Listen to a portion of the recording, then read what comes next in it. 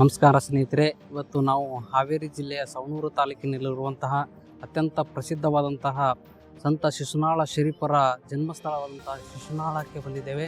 ಇವತ್ತು ಶಿಶುನಾಳ ಶರೀಫರ ಜೀವನ ಚರಿತ್ರೆ ಆದಂತಹ ಒಂದು ವ್ಯವಸ್ಥೆ, ಯಾವ ರೀತಿ ಅವರು ಜೀವನವನ್ನು ನಡೆಸಿದರು ಮತ್ತು ತಮ್ಮ ಗುರುಗಳಾದ ಗುರುಗೋವಿಂದ ಭಟ್ಟರ ಯಾವ ರೀತಿ ಸಂಬಂಧವನ್ನು ಇಟ್ಟುಕೊಂಡಿದ್ದರು, ಅವರ ಶಿಷ್ಯರಾದ ಶರೀಫರ ಅತ್ಯಂತ ಮೆಚ್ಚಿನ ಗುರುಗಳು ನಡುವಿನ ಸಂಬಂಧವನ್ನು ಇವತ್ತು ತಿಳಿಸಿಕೊಡಲು ಬಂದಿದ್ದೇವೆ.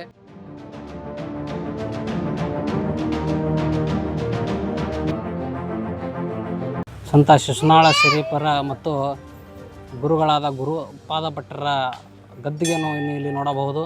ಅತ್ಯಂತ ಹೆಚ್ಚಿನ ಭಕ್ತರು ಈ ಸ್ಥಳಕ್ಕೆ ಭೇಟಿ ನೀಡಿ ಆಶೀರ್ವಾದವನ್ನು ದಿನಾಲೂ ಪಡೆಯುತ್ತಾರೆ ಮತ್ತು ಇಲ್ಲಿ ಪ್ರಸಾದ ವ್ಯವಸ್ಥೆಯು ಕೂಡ ಮಾಡಿದಾರಂತೆ.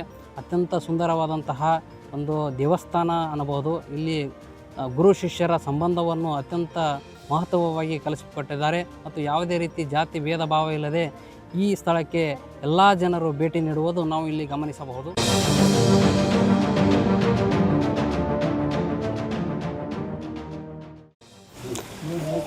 ನಮ್ಮ ಹಿಂದೆ ನೋಡುತ್ತಿರುವ ಈ ಬೇವಿನ ಮಠ ಸಂತ ಶಿಶುನಾಳ ಶರೀಫರು ತಮ್ಮ ತಂದೆ ಮತ್ತು ತಾಯಿಯ ಪ್ರೀತಿಯ ನೆನಪಿಗಾಗಿ ಹಚ್ಚಿದಂತಹ ಒಂದು ಗಿಡ. ಈಗ ಎರಡೂ ಒಟ್ಟಿಗೆ ಅತ್ಯಂತ ಬೃಹತ್ ಮತ್ತು ಎಲ್ಲರಿಗೆ ಭಕ್ತರಿಗೆ ನೆರಳಾಗಿ ನಿಂತಹ ಒಂದು ಗಿಡವನ್ನು ನೀವು ನೋಡಬಹುದು.